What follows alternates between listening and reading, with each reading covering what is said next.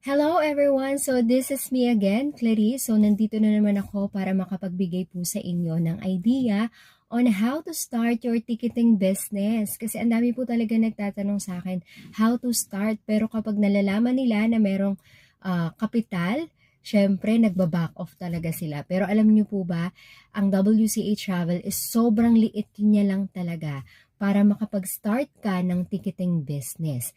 Meron po kaming travel presentation daily, so you can PM po.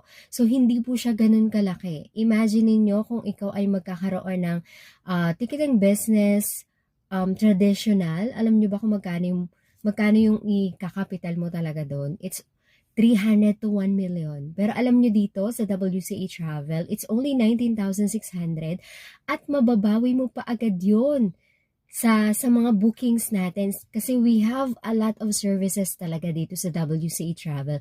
So we have flight, hotel, tour packages, visa assistance, baggage insurance, may land tour na rin tayo at travel insurance. So dun pa lang mababawi mo na ang 19,600 mo. So message mo ako kapag gusto mo talagang malaman yung whole presentation namin at ano ba yung mga benefits mo.